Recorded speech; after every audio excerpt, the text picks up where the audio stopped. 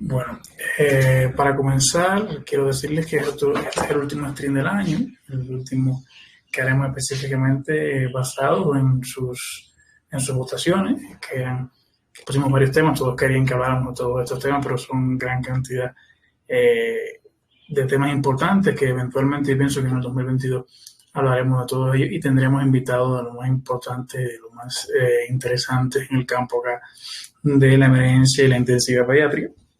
Bueno, este último stream se llama Fluidos en Pediatría, es parte de acá del canal de Medicina Intensiva de Emergencia Pediátrica. Aquí están, para los que no me conocen, mis credenciales, soy el doctor Alfredo Rodríguez Portella. Y sin más comenzaremos a hablar de fluidos en pediatría, un tema como mismo fue el tema anterior, un tema grande, extenso, un tema que realmente hacen falta, digamos, 3 o 4 conferencias.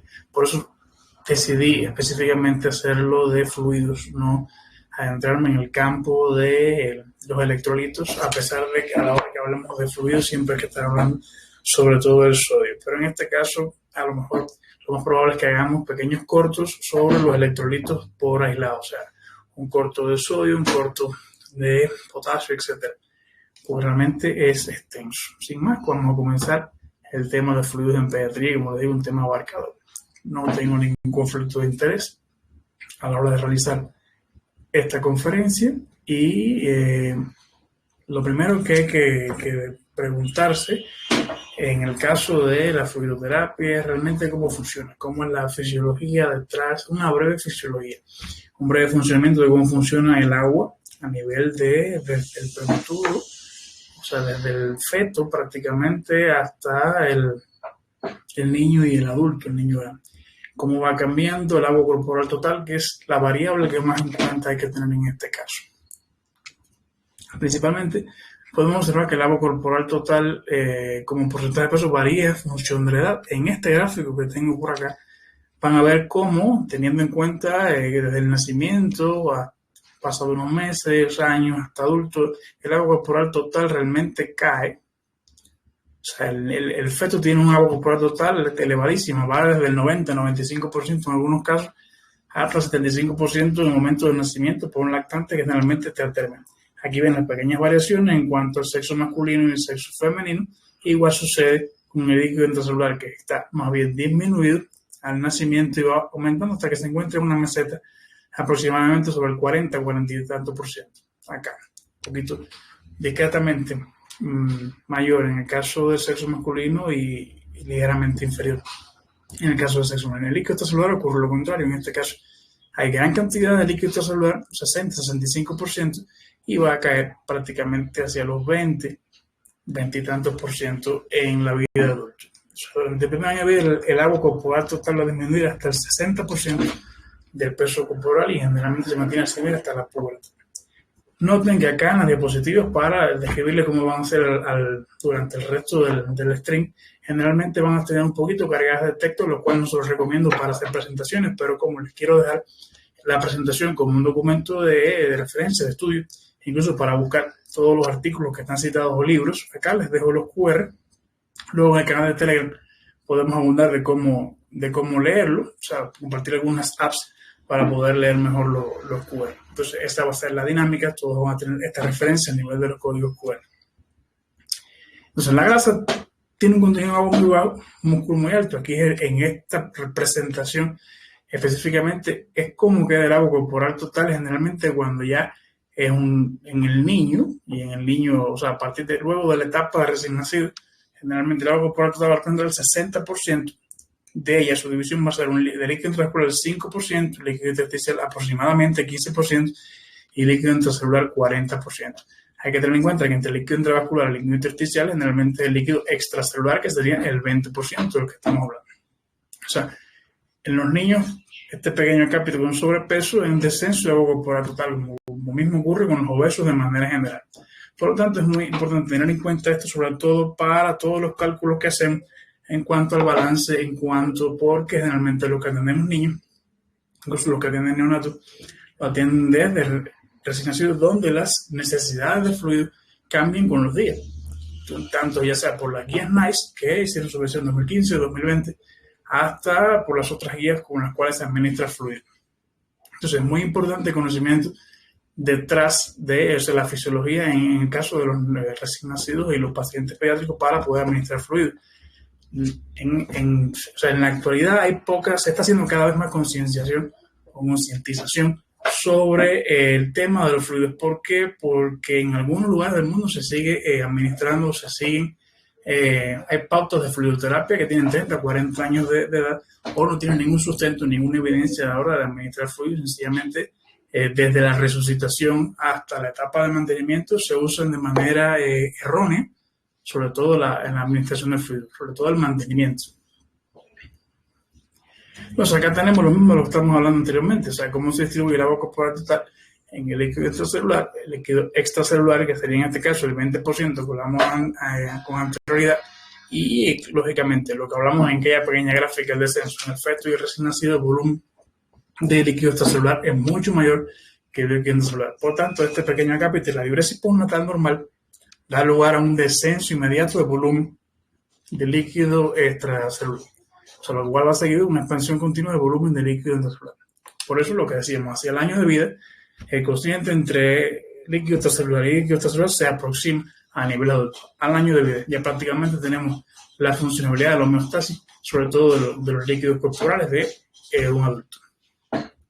Entonces, el volumen de líquido extracelular en este caso va, como decimos, del 20 al 25%, cerca del doble de extracelular. Con la pubertad, la masa muscular, etcétera, todo esto se va desplazando.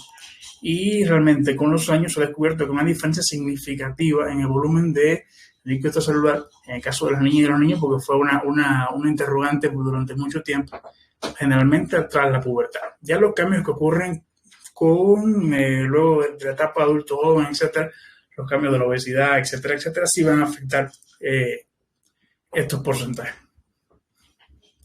Entonces, estos pequeños conceptos fisiológicos vamos a dar antes de caer directamente en la parte ya sea de la evidencia, porque lo que quiero hablar mucho más de la evidencia que hay detrás de la fluidoterapia en el mundo y cómo en la actualidad las recomendaciones que existen por diversos organismos sobre cómo se debe tener la terapia de resucitación, la terapia de mantenimiento y la terapia del déficit en pediatría. Pero hay que tocar ciertos conceptos a la hora de hablar de líquidos hipotónicos, líquidos isotónicos, qué son estas cosas, qué es la osmolaridad específicamente y no osmolaridad con R, que es otro concepto.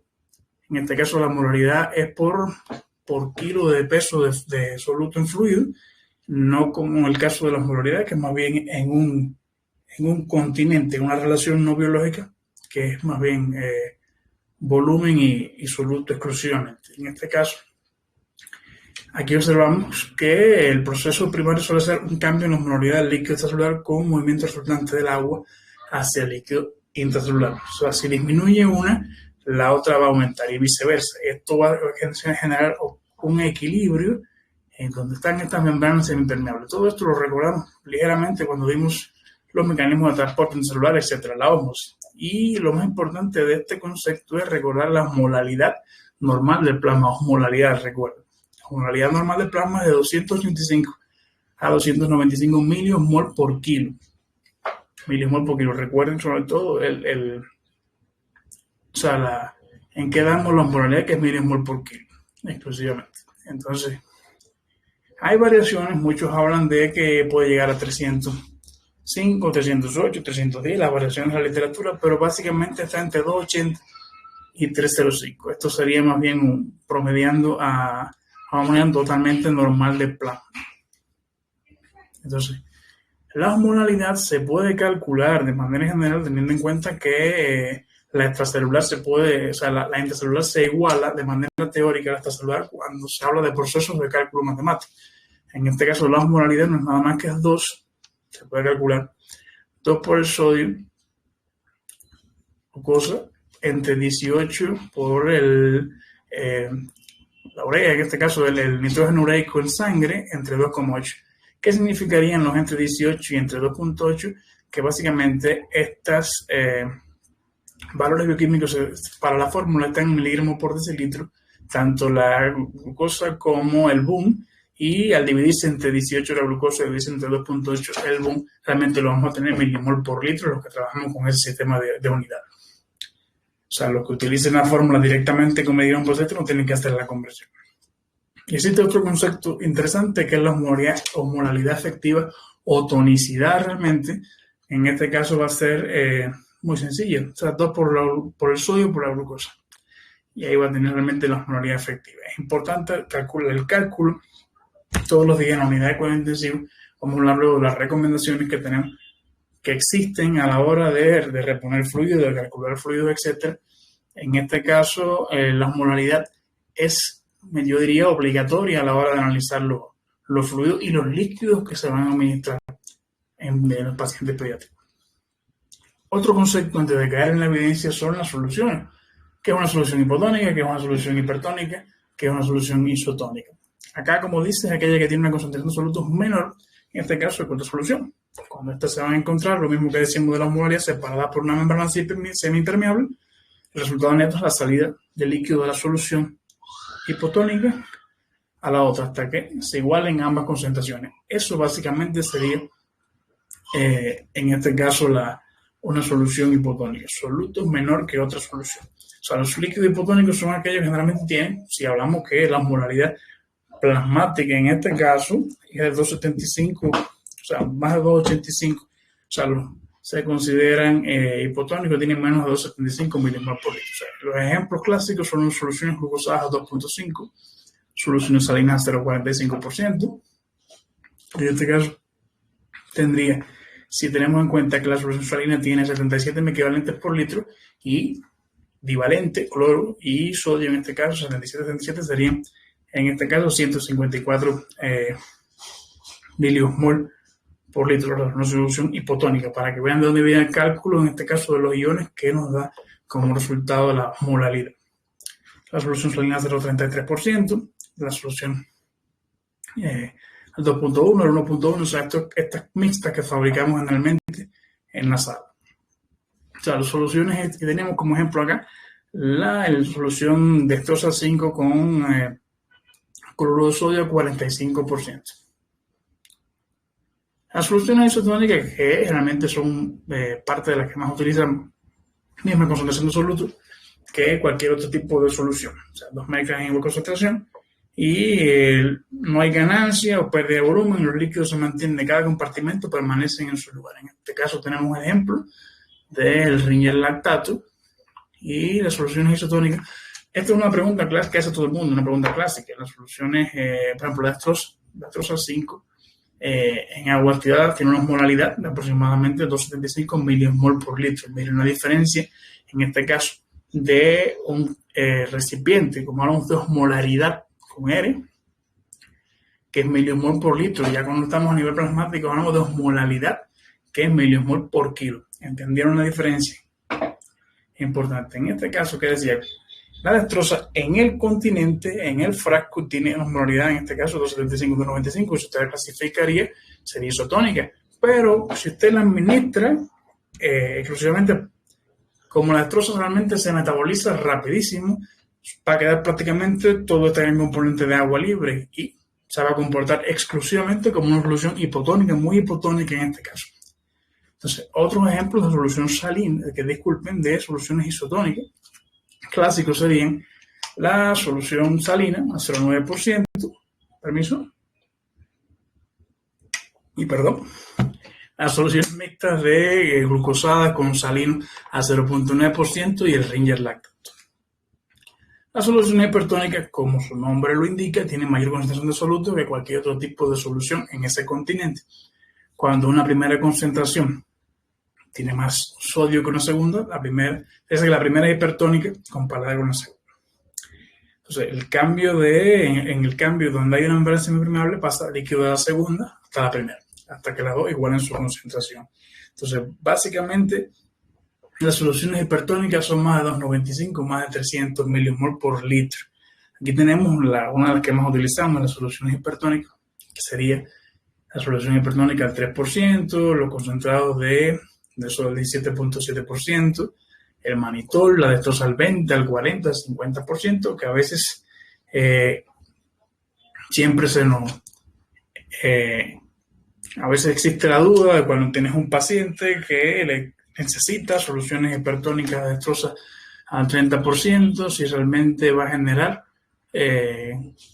edema por exceso de agua libre. En este caso, por supuesto que no. Estamos hablando de que a una tasa metabólica importante con la que se va a degradar la glucosa tiene un porcentaje tan elevado de dextrosa, o sea, en gramos por litro, por decilitro, en esa concentración, que realmente se va a mantener su tonicidad. Lógicamente no se debe administrar solamente. En este caso siempre hay que agregar soluciones, sobre todo si es nutrición parenteral, etcétera, soluciones que contengan sodio para también contribuir, porque todo depende de la tasa con la que se degraden estas soluciones glucosas. Entonces, acá podemos ver clasificaciones de los fluidos hipotónicos, fluidos isotónicos y su concentración, o sea, su composición. Por ejemplo, tenemos las clásicas, la dextrosa 5, aquí viene con añadido, con solución salina 0.2, dextrosa 5 con sodio, 0.2 más potasio en este caso, y los fluidos isotónicos. ¿Por qué fluido hipotónico? Lo que estábamos hablando. Digamos, acá tiene dextrosa 5 más sodio 0.2, tiene 35 equivalentes por litro de sodio. En este caso tiene 5 gramos por litro de glucosa y tiene una osmolaridad de 78. Súper hipotónica la solución. Si comparamos todas las soluciones que tenemos acá con el plasma, que básicamente el sodio oscila de 135 a 145, un cloro de 95 a 105, soluciones buffer o tamponadas de 20 a 24%, y con osmolaridad relativa de 3 a 308, generalmente van a comparar, van a ver que el cambio o la clasificación se hace con respecto a la osmolaridad plasmática. Específicamente, si vemos los fluidos isotónicos, aunque acá tenemos, disculpen, primero tenemos la dextrosa 5, vamos aquí a retirar, olviden la dextrosa 5, el añadido, solución salina 0.45 solo tiene, como les decía, sodio 77 microvalentes por litro, cloro 77 microvalentes por litro, y lógicamente va a tener una osmolaridad de 154 milimol por litro específicamente. La salina normal, que como bien se dice en la Academia Internacional de Fluidos, no es ni fisiológico, no es ni normal, a pesar de que sus nombres se hayan quedado, porque realmente están muy lejos de ser fisiológico, muy lejos de ser normal. Tiene básicamente divalente 154 y por tanto una osmolaridad de 308, lo que lo vuelve relativamente isotónico, al igual con el lactato de Ringer, igual con el Plasma Light, igual con el Sterofonding, igual con la solución salina del 0.9% más dextrosa 5 añadida, a pesar de los gramos por decilitro de la dextrosa, como decimos, prácticamente son puramente nutricionales en este caso. Un mismo ejemplo de esta tabla con las soluciones al 5% de dextrosa. Aquí tienen osmolaridad y la tonicidad, que son conceptos diferentes, por eso no se deben hablar indistintamente. En este caso tienen al Ringer, su 311, con su añadido en este caso de Ringer lactato de 28. En el caso del Plasma Light, que tiene acetato, que tiene gluconato, etc. Y ven acá la osmolaridad con los porcentajes de tonicidad también. Miren la hipertónica con 1026 de osmolaridad milimol por litro específicamente. Entonces, ¿qué dice la evidencia realmente de la fluidoterapia en pediatría? ¿Por qué a veces si hay tanta literatura, si existe tanta evidencia disponible, porque ya existe bastante, hacemos las cosas mal? ¿Por qué se siguen reanimando excesivamente con fluidos? ¿Por qué todavía veo ciertas presentaciones, ciertas discusiones donde se habla hasta 100, 150 mililitros por kilo para un paciente chocado, para un paciente que lo necesita?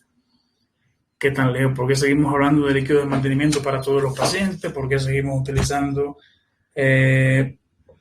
líquidos exclusivamente hipotónicos, sin un pensamiento lógico, sin un trasfondo fisiológico, sin un cálculo o sin una evidencia de que ese paciente realmente lo necesite, porque lo puede necesitar? Recuerden que la terapia de fluido y la terapia de manera general del crítico es individualizada. O sea, que independientemente de lo que diga la evidencia, lo más importante es lo que necesita el paciente. Entonces vamos a ver qué dice la evidencia exclusivamente de la fluidoterapia en la actualidad en pediatría. Entonces, esto es un artículo maravilloso, es un review inmenso, gigante, que tiene revisiones sistemáticas en todos los niveles de las cuestiones principales de la fluidoterapia en pediatría. Está hecho, es una guía clínica, por su complejidad y su tamaño, creada por el Instituto Nacional para la Salud y la Excelencia en el Cuidado en el Reino Unido del 2015, y realmente su nombre, fluidos intravenosos en niños y terapia intravenosa en niños y jóvenes en hospitales. Entonces, sus recomendaciones sobre la fluidoterapia intravenosa para reanimación con líquidos son las siguientes. Si los niños y los jóvenes se refieren a ellos a partir de los niños de más porque incluso la muestra que utilizaron llega hasta 16 años, y si utiliza, en este caso, recién nacidos además, y se refiere a que los niños y los jóvenes necesitan reanimación con líquidos por vía intravenosa, utilice cristaloides sin glucosa. Acuérdense que estamos hablando ahora de la fluidoterapia intravenosa para la reanimación. O sea, el paciente que llegue choqueado, el paciente que llega deshidratado, el paciente que necesita, porque ahorita vamos a hablar de las fases de reanimación, o sea, las fases de la fluidoterapia. Tiene una primera fase, que es la fase de resucitación, y entre la que estamos hablando. Entonces, los niños y jóvenes necesitan reanimación con líquido por vía intravenosa. Utilice cristaloides sin glucosa que contengan sodio en el rango de 131 a 154 milimoles por litro. ¿Quiénes serían estos? Serían, en este caso, riña lactato y solución a 0.9% de sodio. Con un bolo de 20 mililitros por kilo se mantienen los 20 mililitros por kilo, a pesar de que con los años yo preconizo la monitorización del fluido, pero bueno, en este caso, clínicamente, dejarlo solo sin ningún tipo de herramienta de monitoreo que no sea la clínica. 20 mililitros por kilo durante al menos 10 minutos. Tener en cuenta lo mismo, o sea, condiciones preexistentes, si el paciente tiene una enfermedad cardíaca o una enfermedad renal. O sea, hay que poner pequeñas alicuotas de fluidos en vez de esa gran carga de 20 mililitros por kilo. Si los recién nacidos a término necesitan reanimación con líquidos por vía intravenosa, utilice cristaloides sin glucosa. En este caso, pues seguimos hablando de resucitación, que contengan sodio en el mismo rango, 131 a 154, con bolos de 10 a 20 durante al menos 10 minutos. Recuerden que incluso en el caso de los pacientes pediátricos pueden iniciar con 10 mililitros por kilo. No es necesario estos 20 mililitros por kilo obligatoriamente en todos los pacientes que necesitan reanimación, porque lo más importante para inducir un cambio en el volumen latido y en el gasto cardíaco, por consiguiente, cuando el paciente en este caso es precarga dependiente, sería el tiempo. ¿Cuántas veces hemos visto pacientes? Sí, tiene 20 mililitros por kilo el paciente en la infusión para una hora.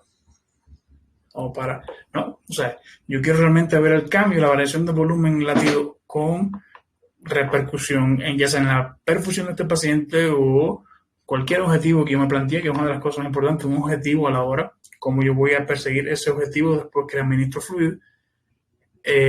Lo puedo ver con 10 mililitros por kilo, pero es importante la ventana de tiempo, y la ventana de tiempo se la va a dar a usted la capacidad, en este caso, del dispositivo intravenoso con el cual va a administrar esa cantidad de fluido, porque en varias veces hemos recibido pacientes que necesitaron fluido y siguen chocados, siguen deshidratados, y fue porque sencillamente se le indicó la fluidoterapia, pero cuando observa al paciente trae consigo el suero, la venoclisis, que se le indicaron hace 1 hora y media, hace 2 horas, porque la necesitaba, pero realmente no pasó ni la mitad. Bueno, y ya cumplieron, lo entregaron vivo, y eso es suficiente.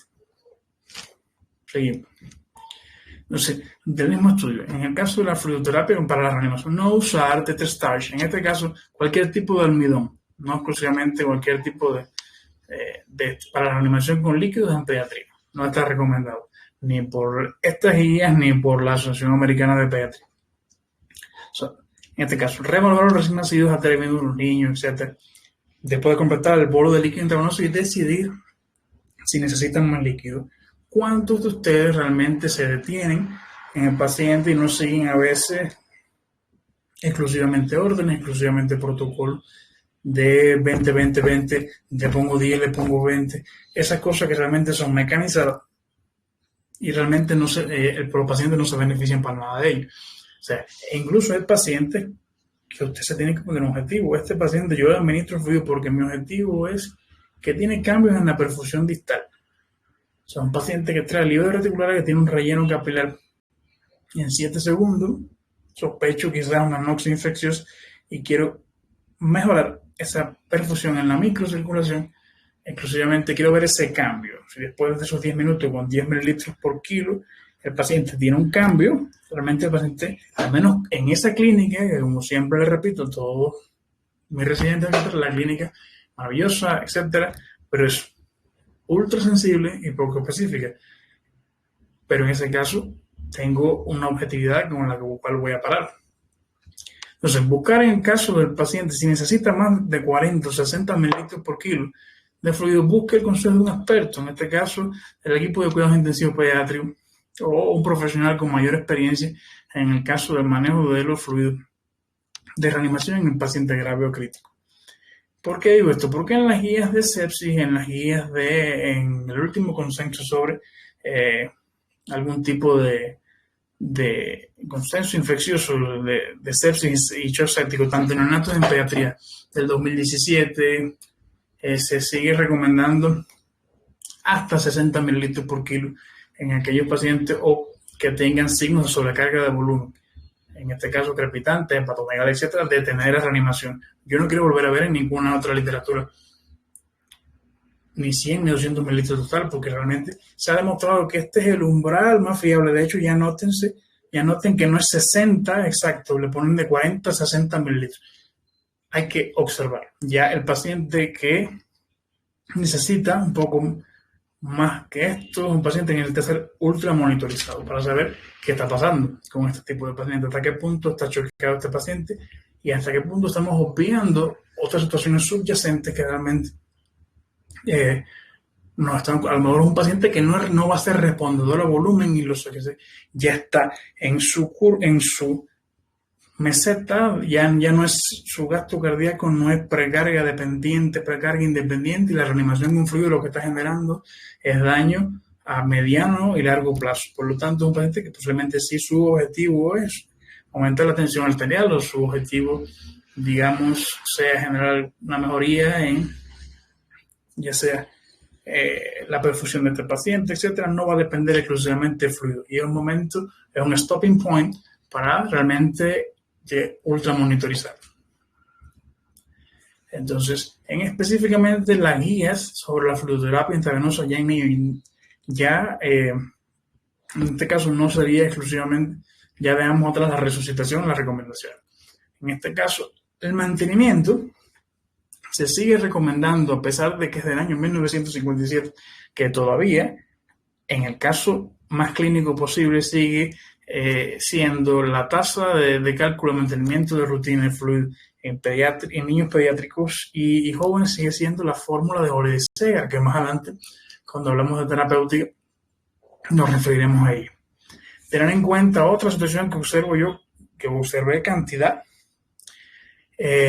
sobre todo cuando se calculan por metro cuadrado o porque los que trabajamos con niños, tanto trabajamos con los que trabajan con pacientes neonatos o los que trabajan con pacientes de más de 28 días hasta 18 años, como en el caso de cuando trabajaba en Cuba, generalmente tienes un diapasón de pesos y de superficie corporal importante, al punto de que un paciente, ya tanto el cálculo por peso por superficie corporal, si somos exclusivamente mecánicos o mecanicistas o lo llamamos a un momento que digamos que un paciente de 90 y tantos kilos, cuando usted le aplique el Holiday-Segar, el paciente se monte más de 3.000 mililitros de líquido. Y nunca se han puesto a pensar, como le dice el residente, ¿y cómo administran fluido a un paciente adulto? Le ponen 3.000 y tanto de mantenimiento a un paciente que no necesita, ¿no? Entonces, hay puntos de stop, hay puntos de realmente. Los hombres, como dice la recomendación, rara vez necesitan más de 2.500 mililitros y las mujeres rara vez necesitan más de 2.000 mililitros de líquido. Recuerden siempre que la terapia es individualizada, pero estoy hablando de mantenimiento. Incluso el mantenimiento tampoco es exclusivo de hospitalización. Hospitalización pediátrica no significa mantenimiento. Son pacientes que con Vioral expedita, con nutrición enteral adecuada, que tienen una enfermedad, en este caso por lo cual se hospitaliza, pero no necesita fluidoterapia intravenosa. No hay necesidad de colocarle una cánula periférica intravenosa para nada. Entonces, primero habría que preguntarse cuáles son las indicaciones de mantenimiento antes de comenzar. Pero recuerden esto, 2.500 y 2.000 mililitros en mujeres, por favor. Te lo repito de nuevo. Entonces, calcular las tasas de administración de líquidos intravenosos de mantenimiento de rutina para recién nacidos a término de acuerdo con su edad. Esto es muy interesante. Con esta recomendación, utilizar la siguiente como guía. O sea, desde el nacimiento hasta el primer día, se apoya mucho estas guías del Instituto Nacional de la Salud y la Excelencia en el Cuidado en las guías NICE, que tanto en el 2015, en el 2020, hacen las mismas recomendaciones, o sea, por día. Desde un mínimo de 50 mililitros kilo día hasta un máximo de 150 mililitros kilo día, de los días 5 a los días 28. Esto en el recién nacido a término, generalmente normopeso. Hay individualidades para recién nacido bajo peso, etc.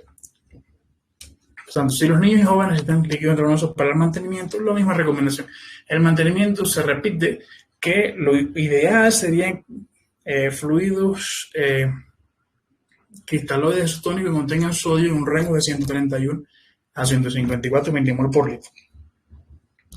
Yo siempre le decía a los residentes, y sé que algunos de ellos todavía lo hacen, que calcularan la osmolaridad, calcularan los miliequivalentes de electrolitos que tienen la solución de mantenimiento que le ponen a sus pacientes. ¿Por qué? Porque generalmente no son isotónicos. O sea, los fluidos que generalmente, a pesar de todas las recomendaciones de todos estos años, ya son 5, 6, 7 años de recomendaciones, se sigue administrando fluidoterapia de mantenimiento hipotónica. Hipotónica porque no podemos llevar exactamente la fisiología de los pacientes. O sea, los estudios en adultos que recomiendan el uso, etcétera, de soluciones balanceadas realmente no están totalmente extrapolados a pacientes pediátricos porque tienen una fisiología diferente y porque tienen una manera de manejar el medio interno un poco diferente al paciente adulto. Entonces, se sigue recomendando tanto por acá que sean soluciones isotónicas. Y algunos me dirán, sí, nosotros le ponemos solución, le ponemos una dextrosa al 5, le colocamos una dextrosa al 5 más tantos milicavalentes por sodio, sí, pero has calculado realmente cómo queda tu solución al final. Lo sabes decirlo. Tienes un acápite en tu evolución, en tu registro médico que lo diga. Deberías llevarlo, deberías realmente saberlo, porque si en el caso de cómo trabajamos en Cuba, que éramos muy minuciosos con los pacientes en el caso del balance hídrico, etcétera, había varios residentes, tenían tiempo para analizar todos estos análisis y plasmarlo en la intralínea. ¿Por qué? Porque es importante, porque no nos podemos acostumbrar a lo que pasa en ese momento. O sea, no es justo hacerle daño al paciente hoy para que sea clínicamente evidente en una semana. Y no fui yo el que le hizo daño, fue que estaba muy malo, que estaba muy crítico el paciente. Siempre hacemos daño, incluso cuando no nos damos cuenta. Entonces, más recomendaciones sobre la fluoterapia intravenosa en niños y jóvenes hospitalizados. O sea, medir las concentraciones de electrolitos, glucosa en sangre, cuando se comienza a administrar líquido por vía intravenosa. O sea, se dice siempre que los pacientes que tienen mantenimiento, si tienes mantenimiento, tienes que chequear los electrolitos y la glucosa. Si no tienes mantenimiento, porque no necesitaba primero el mantenimiento y no hay que chequearlo porque realmente el paciente, usted cree que tiene una homeostasis de sus fluidos y su glucemia adecuada, generalmente, así está hospitalizado. Entonces, generalmente dice que de manera de mantenimiento de rutina, excepto ante la mayoría de las cirugías electivas y al menos cada 24 horas a partir. Entonces, ya la pauta ya sería si es grave o crítico, la decidirá usted con su servicio por la individualidad de su paciente. O sea, no existe, lejos de la nutrición parenteral, no existe una norma de tienes que hacerle un agaso o unos electrolitos cada 4 horas críticos. Eso es un dogma sin sentido. Usted individualiza a su paciente y decide en su guardia, en su servicio, cada cuánto tiempo lo va a hacer para ese paciente. porque ya persigue un objetivo. O sea, no existe un complementario sin un objetivo. Yo no indico un análisis específico si no voy a hacer algo al respecto, si no persigo algo en un paciente. Entonces, basar en cualquier prescripción posterior de electrolitos intravenosos en las concentraciones de electrolito plasmático, usted le hace un basal y lo va siguiendo a ese paciente.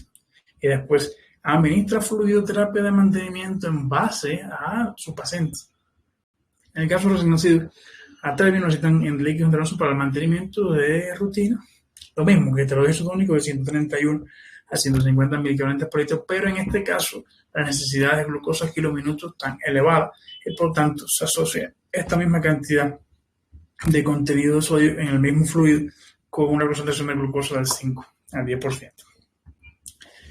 En el caso de la misma fluidoterapia intravenosa se asignan las recomendaciones porque fueron extensas específicamente en la fluidoterapia intravenosa. Los recién nacidos, crítico, agregación postnatal, con cualquiera de estas etiologías que dice acá, tiene un respiratorio, conio, hipóxico isquémica, cantidad mínima nula de sodio hasta que ocurre diuresis postnatal. Porque hay diuresis postnatal con una pérdida de peso consiguiente que entonces se recomienda la administración de fluidos. Igual que en el caso del mantenimiento pediátrico, generalmente no se debe administrar, recuerden, potasio, al menos que el paciente usted observe micción, el paciente tenga diuresia o conozca la función renal de este paciente.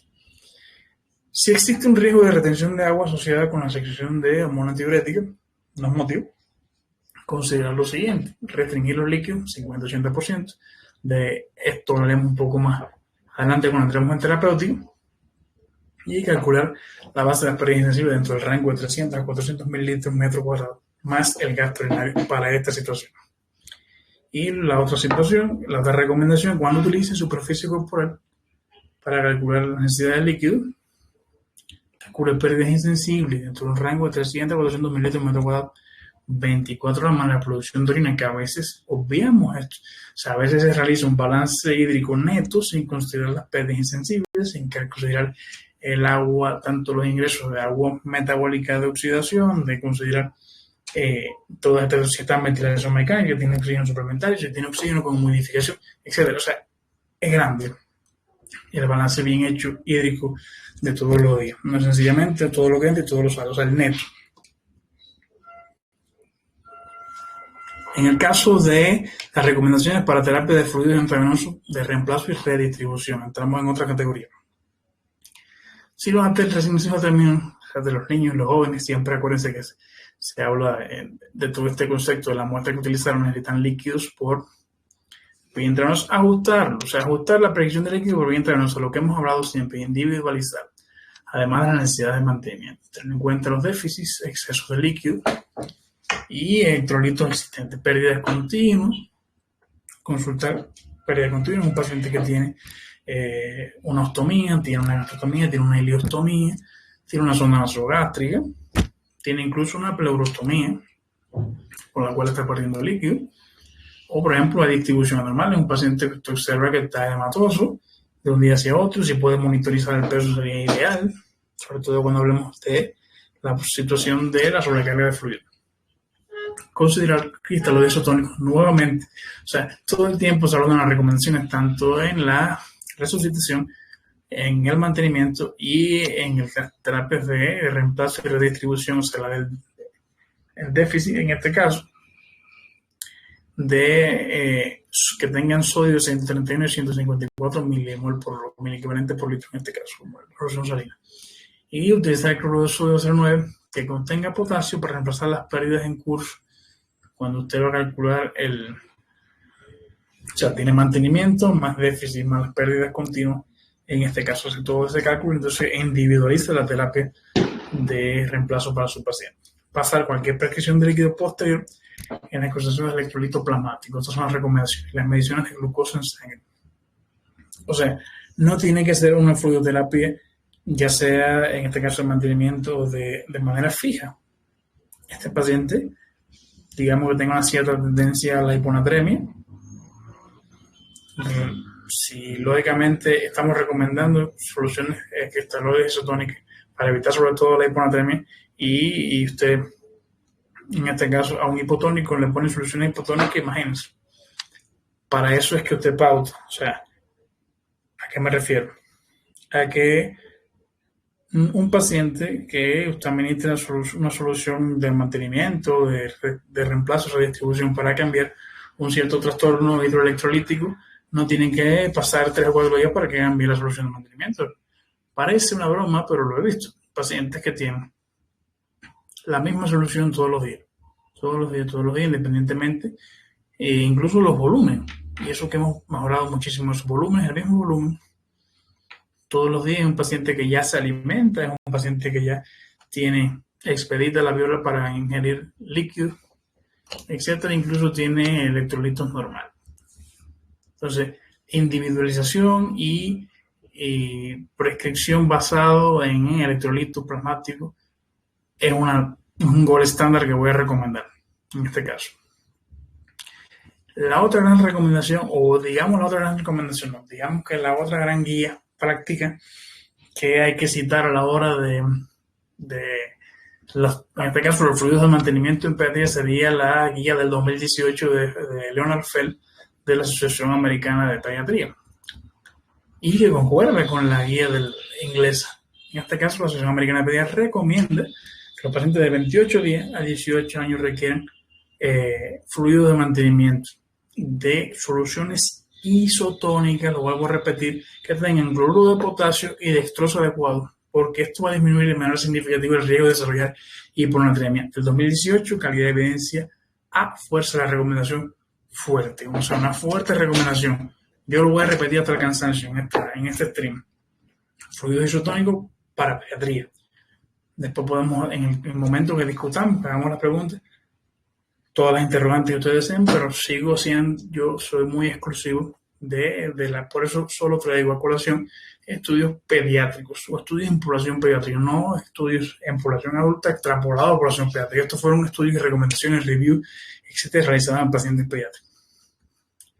Entonces, preguntas importantes que al final de esta guía y preguntas complejas que incluso a responder porque necesitan una evidencia basada en una investigación importante que plasmó la Asociación Americana de Pediatría fueron: con qué frecuencia la concentración de sodio plasmático es anormal en tu paciente y esta normalidad es clínicamente significativa.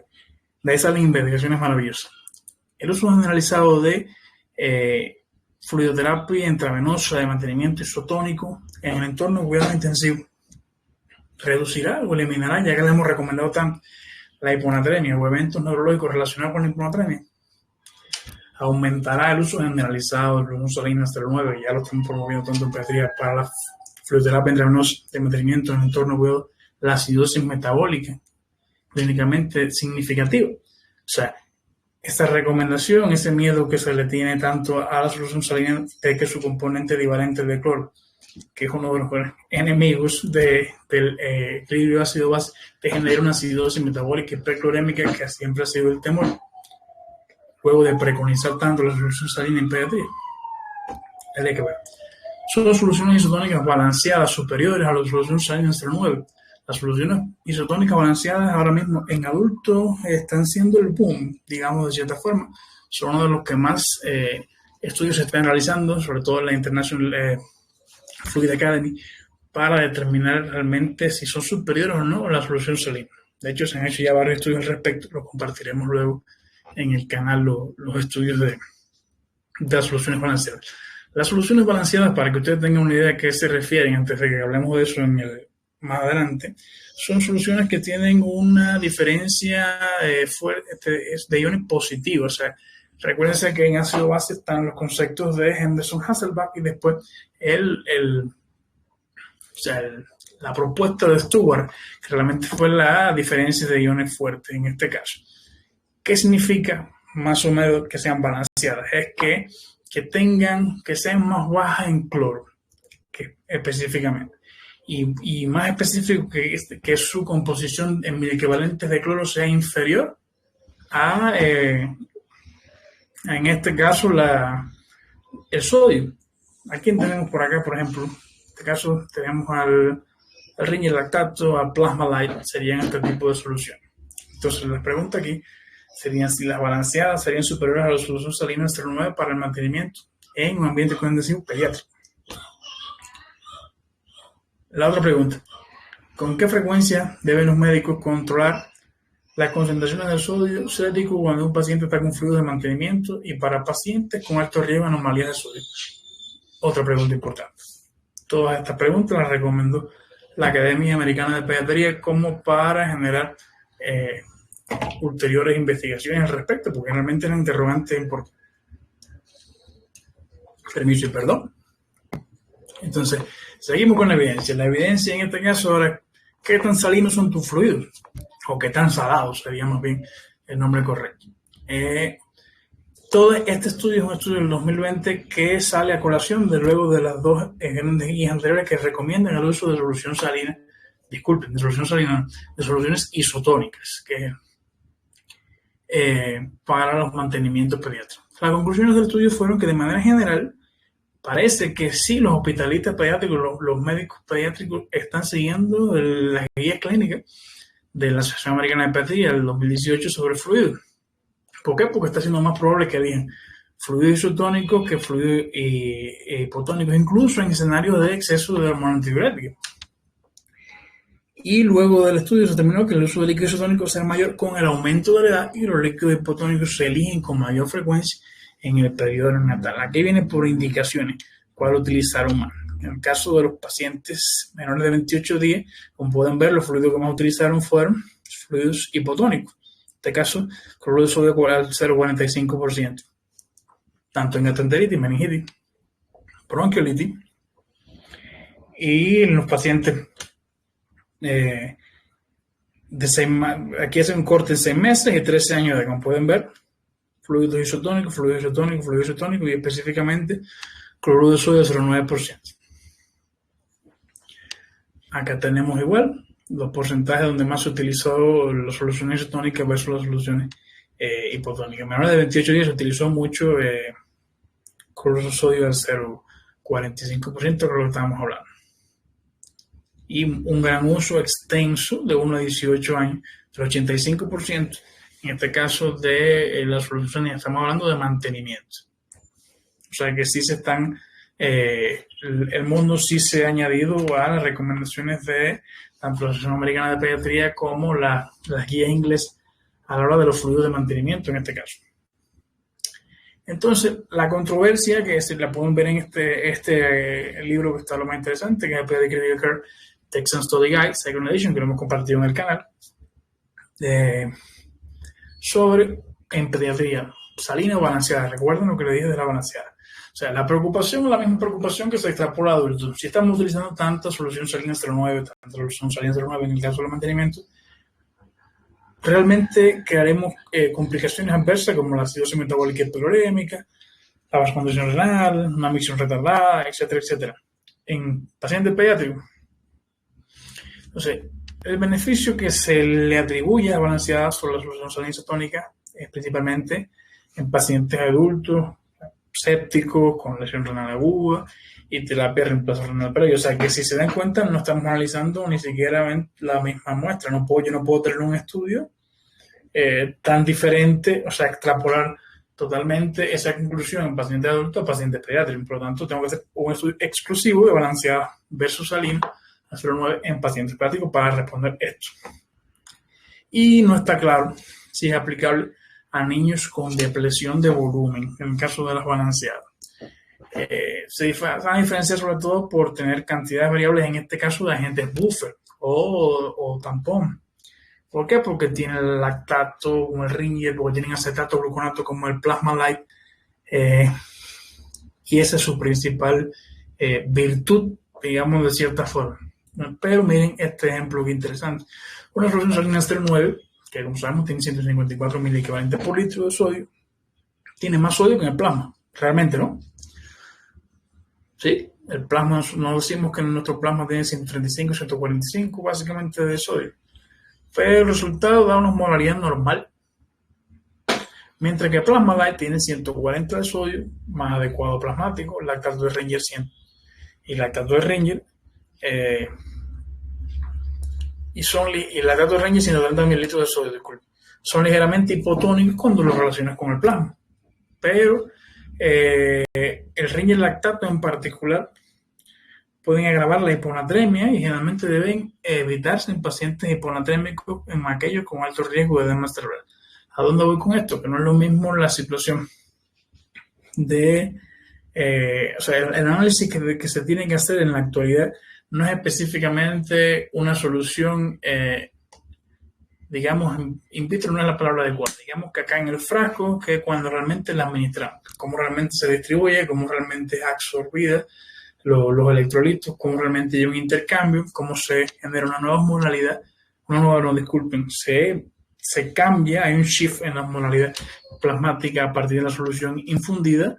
Ese es el análisis que tenemos que hacer, sobre todo, no exclusivamente que estamos administrando esta cantidad de sodio. Incluso el profesor Malbrin siempre ha hablado de la cantidad de sodio a veces que el sodio, a pesar de las recomendaciones en pediatría, sigue siendo un enemigo. Un enemigo no, sigue siendo una variable, la variable más importante de ello en el caso de la fluidoterapia analizada, porque tiene muchas aristas. Incluso se ha analizado que en las terapias de mantenimiento en adultos, la cantidad de sodio que a veces se le administra en un día es muchísimo más sodio que la que pueden tener una gran cantidad de bolsas de patatas fritas, digamos 20 o 30 bolsas de patatas fritas. O sea, es un sodio que generalmente no entra al cuerpo. Esta es otra cuestión. Entonces, la terapéutica del fluido, para movernos un poco más. Luego, más allá de la evidencia, luego después de toda la evidencia, ahora viene lo que está realmente en la literatura por la cual estudiamos, la literatura por la cual se nos dice que debemos aplicar terapéutica. Vamos a utilizar la bibliografía más actual. En este caso, el método, estamos hablando ahora de terapia de mantenimiento. Para la terapia de mantenimiento, el cálculo que se sigue utilizando, se sigue recomendando por cualquiera de estas guías, ya sea por la americana, por la inglesa, etc., sigue siendo el cálculo a través del peso corporal. Específicamente la fórmula de Holiday-Segar, que data del año 1957, pero sigue siendo la más práctica. La más práctica porque en Holiday-Segar en su momento lo basaron en las necesidades calóricas. O sea, ¿cómo hacerlo? Es bastante sencillo, es la más sencilla. Peso corporal líquido al día, de 0 a 10 kilos, 100 mililitros por kilo, son primeros 10 kilos. De 11 a 20, bueno, ya tienen 1000, más 50 mililitros por kilo por cada 10 kilos, por cada kilo, disculpen. Y más de 20 kilos, ya hay un 1500 de base, más 20 mililitros por kilo por cada kilo, después de los 20 kilos. Entonces parece confuso, pero realmente es lo más sencillo que se puede utilizar. Alguien le dice, un niño de 10 kilos, usted dice 1000 mililitros de solución salina. Disculpen, del mantenimiento que vaya a aplicar. Alguien le dice 20, ya sabe que tiene 1500. Alguien le dice 12 kilos y el paciente dice 12 kilos, sí, son 1000 por los primeros 10 y por tanto 50 y 50 serían 100 por segundo, serían 1200 mililitros de mantenimiento. ¿Vieron qué rápido? ¿Vieron qué sencillo? Y en este caso se creó también como un desglose para realmente calcular el ritmo de infusión del agua de mantenimiento. O sea, para los pacientes de 0 a 10, 4 mililitros por hora. Para los pacientes de 10 a 20 kilos, 40 mililitros por hora, más 2 mililitros por kilo hora por peso, después de los 10 kilos. En este caso, tienes un paciente que pesa 12 kilos, tienes ya 40, a los otros 2 mililitros por kilo serían, en este caso, 44 mililitros por hora para ese paciente. O sea, es realmente no hay necesidad de utilizar calculadora, a menos que sea algo un número muy molesto, en este caso, pero es el método más práctico y con evidencia en las necesidades calóricas. O sea, se sigue recomendando Holiday-Segar. En el caso de Holiday-Segar tiene sus particularidades, como mismo vamos a hablar de los métodos de superficie corporal. El Holiday-Segar no debe utilizarse el neonato. ¿Por qué? Por esto, subestiman los requerimientos mínimos necesarios. No se aplica la fórmula en todos estos casos que tienen acá, desde la hipoglucemia hasta un síndrome nefróptico, hasta anemia severa, todas estas situaciones donde hay individualización específicamente de la terapéutica. Y como bien dice acá, el método ideal para el cálculo de líquido, sobre todo en el paciente pediátrico eubolémico. Y debe manejar, en el caso de condiciones agudas asociadas con aumento de hormona antidiurética, muchos se preguntarán, ¿y esto dónde lo vemos? ¿Dónde hay situaciones de aumento de hormona antidiurética? Estas son las condiciones que se asocian a aumento de secreción de hormona antidiurética. ¿Qué va a provocar esto? Si yo tengo un aumento de secreción de LH por una condición subyacente, lógicamente voy a retener más líquido. Y si voy a retener más líquido, mi terapia de mantenimiento no puede ser la misma. Por eso se han creado ciertos porcentajes tanto para la terapia exclusiva basada en kilos como la terapia basada exclusivamente en superficie corporal. Entonces, condiciones agudas asociadas con aumento de secreción de LH, usted tiene enfermedades CNC, enfermedades pulmonares, etc. Por eso recuerda que de momento en un paciente con una enfermedad respiratoria es que usted de momento, si utiliza superficie corporal, va de 1500 metros cuadrados a 1000. Pero a veces lo hacía y no sabía por qué lo hacía, y lo hacía por esto, porque su paciente tiene una condición aguda asociada con un aumento de secreción de hormona antidiurética. Específicamente, igual. En el caso de cuando el cálculo está hecho por Holiday-Seger, debe manejarse, si hay alguna condición de estas presentes, un cálculo del 70% o 2/3 del total calculado por Holiday-Seger en el paciente eubolémico, para evitar hiponatremia iatrogénica al administrar mucho más volumen en una condición donde hay retención de líquido. Entonces, cada vez que a veces, cuando suceden estas situaciones, a veces usted se pregunta, es que no me di cuenta que tenía una condición asociada a esto. Y por eso, el momento del paciente desarrolla una hiponatremia y no sabe dónde salió la hiponatremia. O otra situación, en 2 o 3 días el paciente. A mediano y largo plazo. Entonces, en el caso de las necesidades por líquido por metro por superficie corporal, es bastante certera, sobre todo cuando se utiliza exclusivamente los componentes de la superficie corporal, es decir, la talla y el peso. ¿Por qué? Porque las fórmulas con las cuales a veces utilizamos superficie corporal están basadas en el peso, porque el paciente grave o crítico a veces llega en momentos o situaciones que realmente no se puede tallar, al menos en las primeras 24 horas. Bajo mi concepto, un paciente crítico que a las 24 horas debe estar tallado, pesado, todo calculado, listo para iniciar las monitorizaciones. Si no tiene tiempo para hacerlo en 24 horas, bueno, usted perdió su tiempo, no sabemos en qué, pero no en cuidar de su paciente. Entonces, en teoría, la métodos de superficie corporal, en teoría, son bastante exactos, certeros y requieren mucho conocimiento del balance hídrico. ¿Por qué? Por lo que les estaba diciendo ahorita. Tiene una condición subyacente de aumento de DH, tiene, digamos, una patología renal, tiene una patología cardíaca, tiene aumento de pérdida insensible, hay disminución del agua obligatoria. Bueno, el agua obligatoria renal en este caso es obligatoria, como su nombre lo indica. Pero ¿a qué me refiero? A que realmente se utilizaría más para este tipo de pacientes, pero tiene recomendaciones claves como que el paciente tiene al menos 1 metro cuadrado de superficie corporal. O sea, no se recomienda para los pacientes menores de 10 kilos. En algunos casos se pone así. No se recomienda para pacientes menores de 10 kilos, o recomendamos para pacientes de más de 1 metro cuadrado de superficie corporal. Por lo tanto, no es aconsejable, es poco práctica. ¿Por qué? Porque en la práctica necesitamos ganar en tiempo. Y es cierto, en situaciones de cuidado intensivo, de pacientes estables, etcétera, se puede calcular de manera muy, muy fácil por cualquiera de las fórmulas que voy a mostrar a continuación.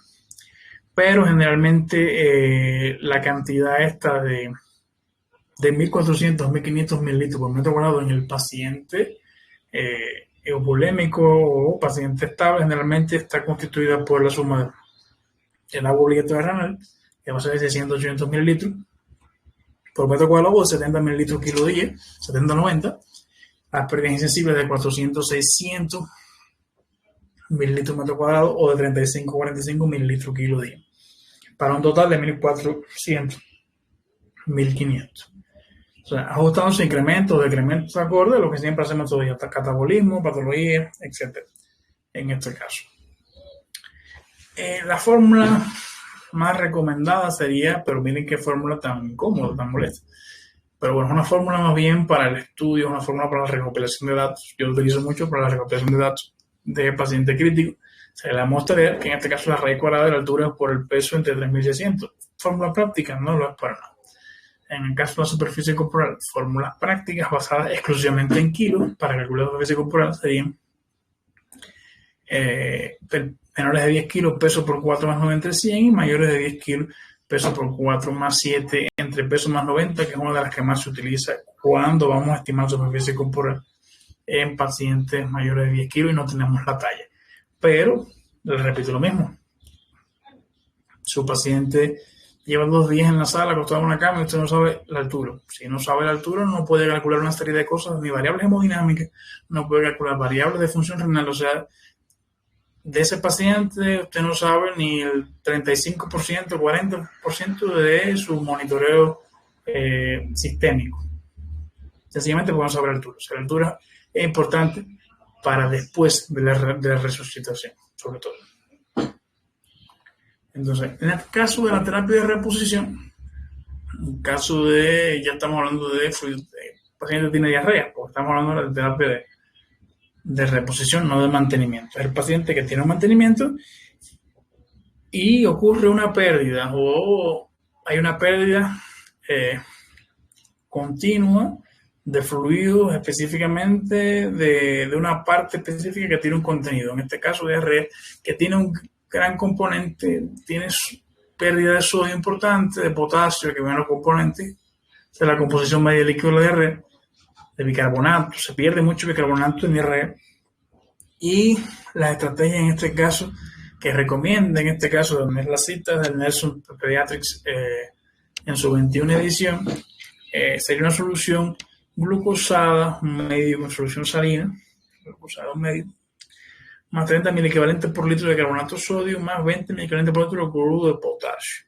O sea, reponer las pérdidas por ese mililitro por mililitro cada 6 horas, o como usted lo paute, hasta incluso hasta 4 horas, siempre y cuando tenga la posibilidad de monitorizar la pérdida mililitro por mililitro o hacer un estimado de la pérdida de líquido del paciente. Fuera ideal siempre poder hacerlo mililitro por mililitro, pero a veces es bastante molesto.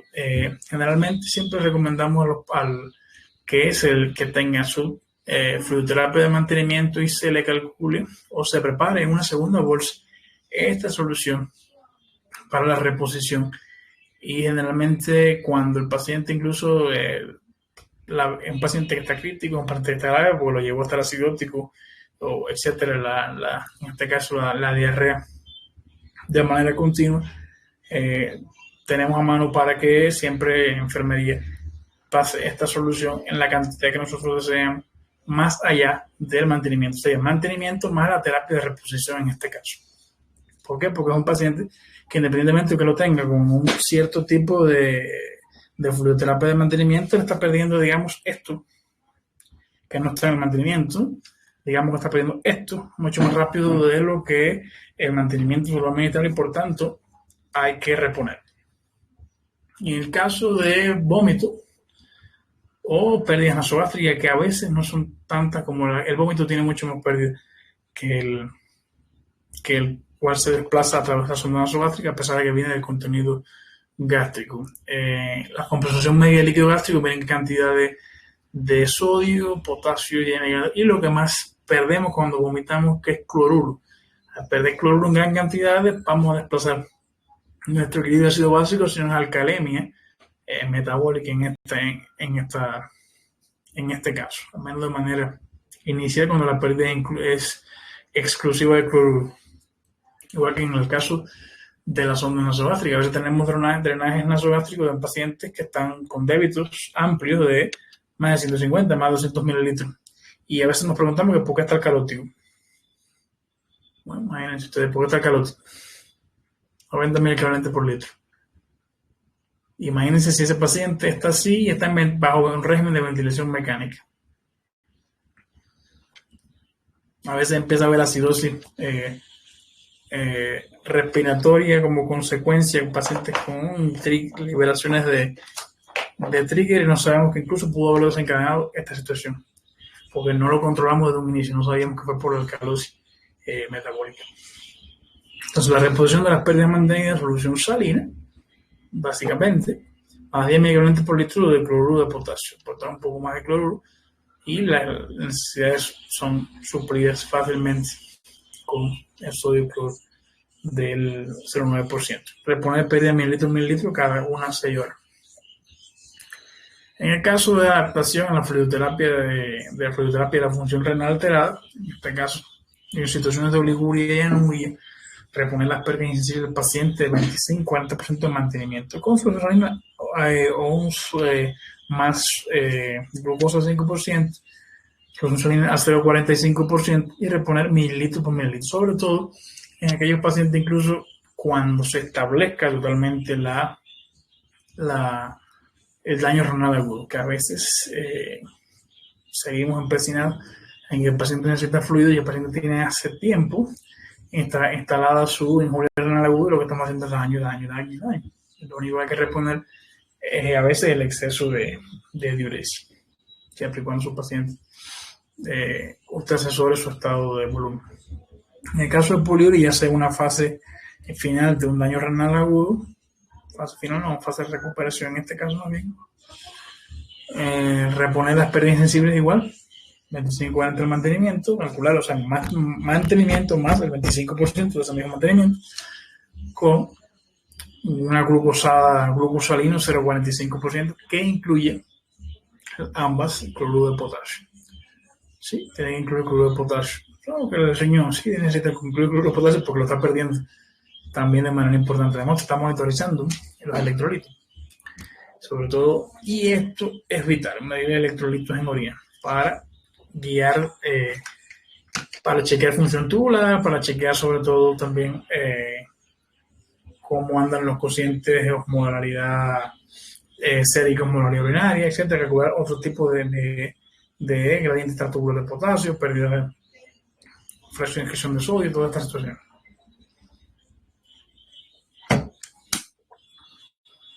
En el caso de la terapia del déficit, a veces sencillamente se repone,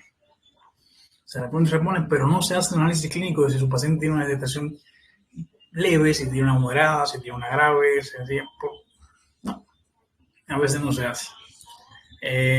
Y si se dan cuenta, a pesar de que en correlacional clínica, o sea, una variable puramente cualitativa con una variable cuantitativa, como sería porcentaje en este caso, es complejo.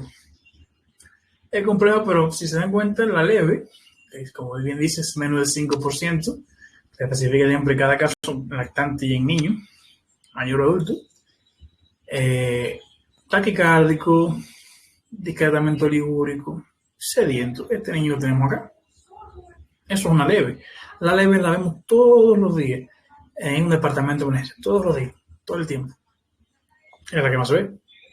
Moderada. ¿Qué le agregamos a la moderada? Sigue siendo el paciente que tiene las mismas características, pero tiene una repercusión sistémica ya importante. Ojos fontanelas hundidos, prácticamente llora sin lágrimas, las mucosas secas, pérdida de turgencia importante de la piel, ya hay un retraso del relleno, la piel fría, pálida, etc. En este podemos incluir la moderada. La grave generalmente son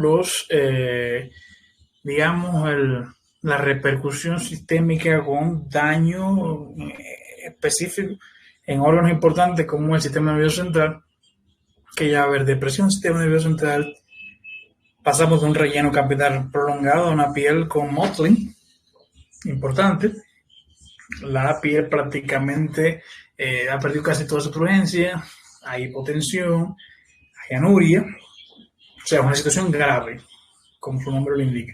O sea, no es tan difícil a veces, porque generalmente si hacemos un examen clínico rápido y bueno, podemos detectar los extremos de los niveles de deshidratación. Ahora, una vez detectado, lógicamente, el déficit, usted puede tener un paciente que tenga terapia del déficit, mantenimiento, más déficit, más reposición, y eso es un cálculo que hace y lo pone en una indicación.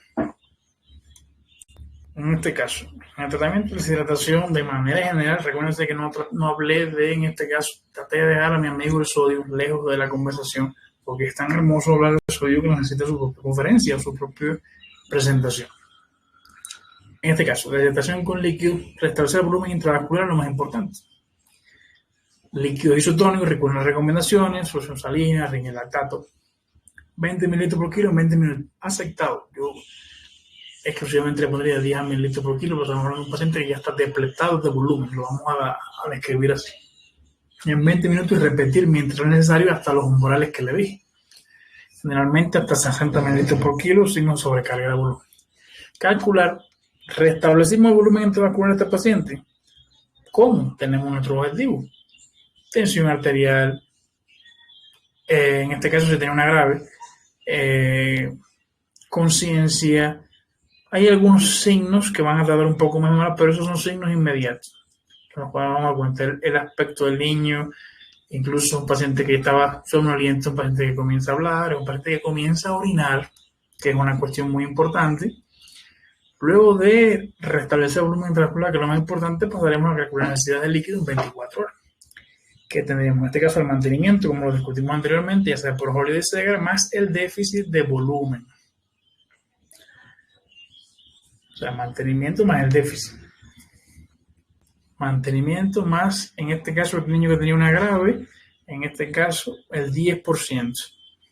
Si es un lactante, el 6% si es un niño mayor o un adulto. O sea, es eso más el otro. Restar el líquido isotónico administrado en la resucitación del líquido en 24 horas, administrar el resto del volumen en 24 horas usando solución salina, más de 2 al 5%, más 20.000 equivalentes por litro de cloruro de potasio. Es bastante sencillo de recordar. Reportar pérdidas continuas a medida que se produzcan. Sería mantenimiento, más déficit, más pérdida. Eso quedaría restándole resucitación, sobre todo si fue excesivo. Acá es de lo más interesante al rescatar el protocolo Rose del profesor Manu Malrin y colaboradores, donde realmente describieron las 4 fases de la terapia de reposición de fluidos, que sería una primera etapa, que sería la resucitación, una segunda etapa, que es la estabilización, donde hay soporte órgano, donde se mantiene la homeostasis en su paciente. Y una etapa donde tiene que haber remoción o evacuación, que es como se llama, la de resucitación. Por eso es tan importante darse cuenta que su paciente sigue una línea. Lo resucité con fluidos, lo optimicé y realmente en este caso ya el paciente no necesita los fluidos de mantenimiento que tiene. Lo de resucité y realmente pasa una etapa que es la evacuación o su etapa final. ¿Qué pasa cuando todos estos mecanismos no se perpetúan? O sea, realmente hay hipoperfusión en el tiempo, en días, semanas. O sea, realmente se realiza un esquema por hiperfusión en los primeros momentos cuando se mantiene la agresión con fluido, y en una tercera etapa aparecería el famoso síndrome de aumento de la permeabilidad global, que es este que tenemos acá, que da todas estas situaciones: edema pulmonar, derrame pulmonar, a nivel respiratorio, a nivel hepático, de congestión hepática, colectasis, disminución de actividad, citocromo P450, edema visceral en gastrointestinal, ascitis, absorción y aumento de presión intraabdominal, translocación bacteriana, permeabilidad intestinal, edema de la pared, pobre cicatrización, úlcera por presión, disminución de compliance abdominal. Parece poco, pero es bastante, y todo esto lo generamos nosotros con no individualizar ni optimizar la terapia de fluidos en pediatría, pues sencillamente aquel paciente que le pusieron los 200 aquellos arcaicos mililitros en una terapia de reposición, y el paciente sencillamente venció el glicocálisis, causó edema, y el edema va a generarme todo esto entre varias causas.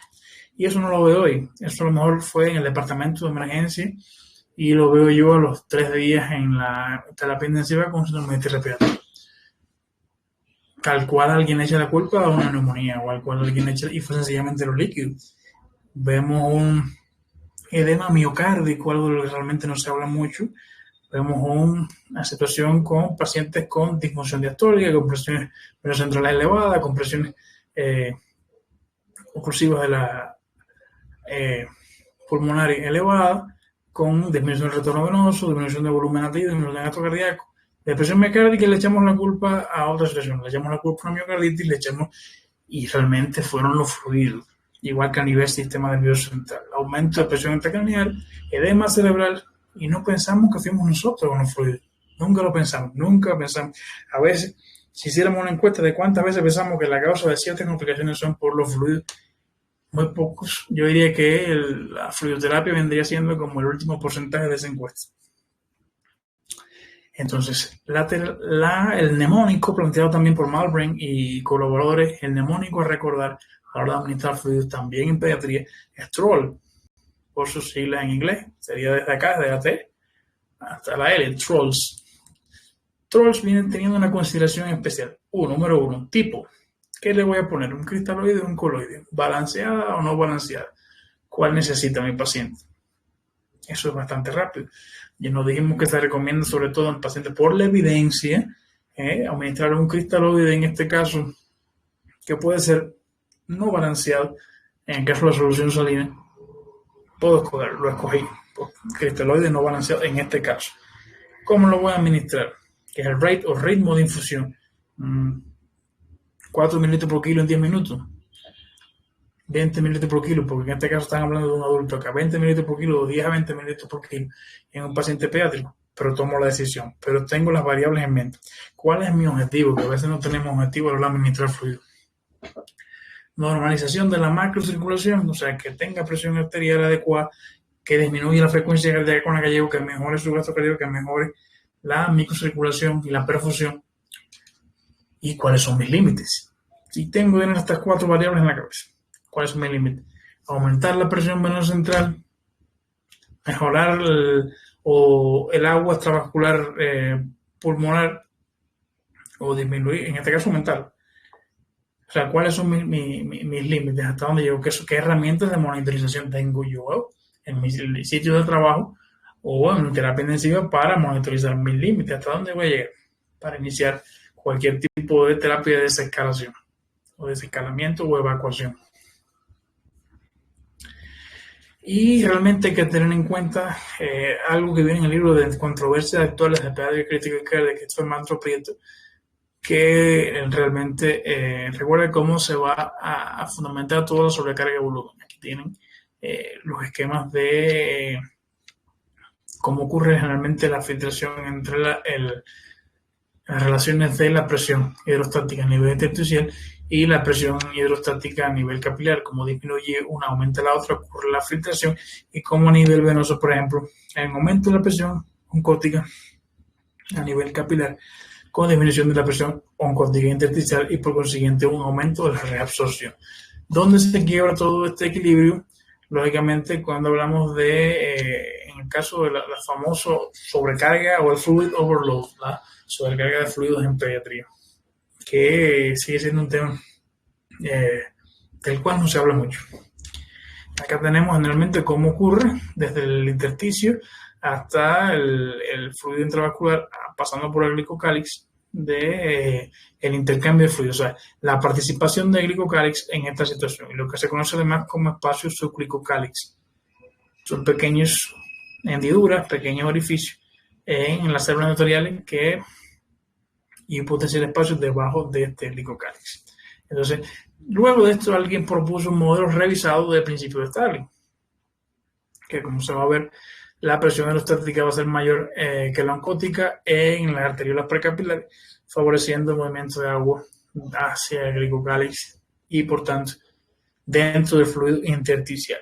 Ven aquí la presión relativa, la presión oncótica a nivel de glicocálix y la presión hidrostática, lo cual favorece el movimiento de fluido desde las arteriolas precapilares a través del espacio del subglucocálix hasta el fluido intersticial, y por tanto es lo que va a generar ese edema de alguna manera, vamos a decirlo así. O sea, como bien dice acá, la mayoría del agua intersticial retorna a la circulación venosa a través de los linfáticos, y la magnitud de la oposición algunas veces está disminuida por la influencia de proteínas dentro del subglucocálix. Por lo tanto, la dirección del fluido se va fuera del total de las vénulas hacia el tejido intersticial, que está por debajo del espacio del subglucocálix.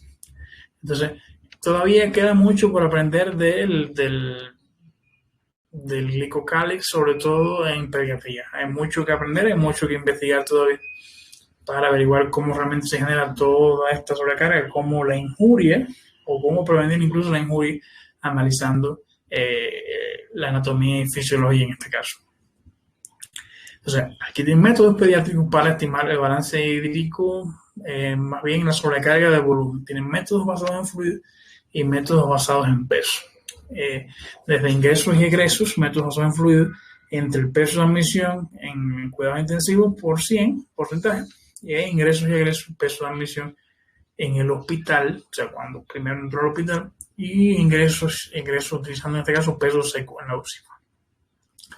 Los métodos basados en peso, porque estos son métodos basados en fluido, ingresos y egresos. Basados en peso, el peso diario, menos peso de admisión, entre el peso de admisión por 100. En este caso utiliza de nuevo peso hospitalario, admisión hospitalaria y peso seco. Como van a darse cuenta, utiliza indistintamente parecidas las variables.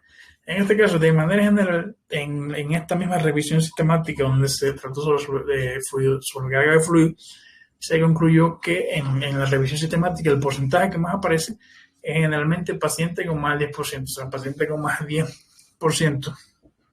Cualquiera de estos cargos se puede considerar como una sobrecarga de fluido y actuar consecuentemente, ajustar la terapia de mantenimiento o ajustar, en este caso, ya sea terapia de reemplazo renal, terapia con diuréticos, si es un paciente que está con ventilación mecánica, tener en cuenta varias situaciones y tener en cuenta el síndrome de aumento de permeabilidad global que puede ocurrir en cualquier momento, en cualquiera de las manifestaciones de las que hablamos anteriormente, a nivel de cualquier otro sistema.